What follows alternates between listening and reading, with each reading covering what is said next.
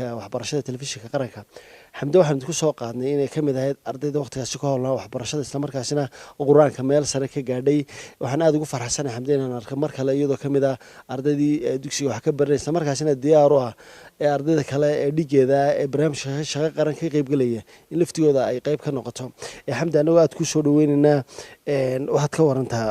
bal dareenkaaga siduu noqday markaad maqashay in ardaydii reer Soomaaliland aragga naafada ka ahaa fursad loo siinayo inay ka qayb galaan barnaamijyadii xukuumadda Soomaaliland ay ugu deeqday guud ahaan ardayda reer Soomaaliland. Assalaamu calaykum waraxmatullaahi wabarakaatuh. aad iyo aad baad umahadsantahay walaalkay Jacfar waan ku mahadcelinayaa aad iyo aad baan ugu faraxsanay barnaamij hore barnaamijkii ugu horeeyay layga duubay aad adigu iga duubtay inaad maantana kii labaad ee waxbarashada aad adigu iga duubto waan ku faraxsanahay horta dareenkaygu aad iyo aad buu iyo shucuurtaydu aad iyo aad bay u kacsiinoo aad iyo aad baan ugu faraxsanahay inuu maxay tole dawladdu ay xasuusato iyo madaxweynaha Jamhuuriyadda Soomaaliland inaan anagu nahay dad kamid ah bulshada qaybaha bulshada kala duwan dad kamid ah in la xasuusto in ilaabin aad iyo aad baan ugu faraxsanahay waxaan ku dhiirigelinayn halkaas oo laga sii wado oo la sii xoojiyo waa tahay daawadayaal sida waxa xusid mudan in xamde qoyska ay ka soo jeeda oo kamid ah qoysaska degan caasimadda Hargeysa runtii xamde aan kaligeed ku ahayn naafada aragga sidoo kale ay jiraan carruur kale oo walaalihiin oo iyaguna aragga naafada ka xamde qoys ahaan mise ka koobnaa qoyskiina hadii bulshada dib u xasuusino qoyskeegu waxay ka kooban yihiin 3 carruur aniga imika 2 kale ayaa aragga naafaka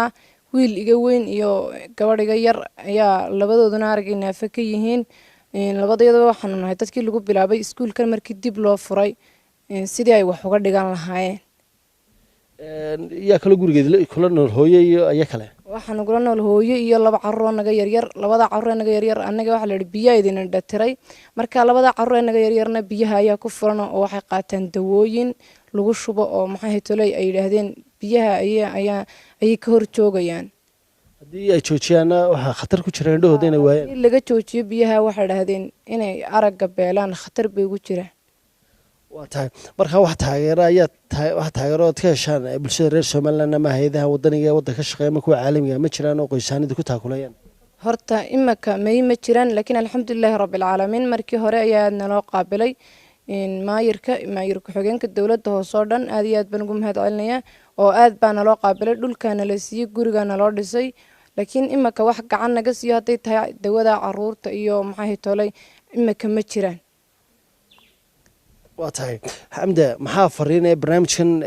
halkan toddobaadkeed kula suganahay ee ka gudbin lahayd haday noqoto ardayda fursadda shaqo qaran in fursad la siiyo iyo haday noqoto in si kale la idin caawiyo ma jiraan wax fariin oo bulshada gudbinaysa bulshada waxaan u gudbinayaa in horta takoorkana laga daayo oo annagana la ogaado inaan nahay dad kamid ah bulshada qaybaheeda kala duwan dawladda madaxweynaha Jamhuuriyadda Soomaaliland Mudane Muuse Biixi Xildiid waxaan ku dhiirigelinayaa inaanu kootadayada in la sii badiyo oo sanadkan 15 baa laga dhigay sanadka dambana 20 ka xigana 25 ka kalena 30 baa hal gaarsiyo in la sii wada mooyeen inaan waxba laga dhimin oo uu naga aqbalo kootadayada si fiican u soo dhaweeyo waayo anaga fursadaha shaqo haday tay waxbarasho haday tay iskuulka imaka sidii u sheegteen horeba wuxuu ku joogsaday waxaan doonaa in aan lagu joojinin ee dugsigii sare loo sameeyo ka bacdina jaamacadana loo sameeyo waayo qof kasta hamiga aragga qaba hamigu leeyahay anaguna leeyahay waxaan doonayaa noloshayda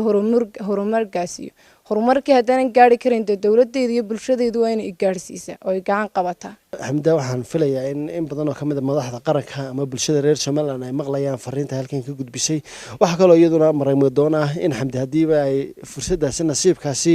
barnaamijka shaqo qaran ay hesho in dhaqaalaha yar kooban ama mushaharkeeda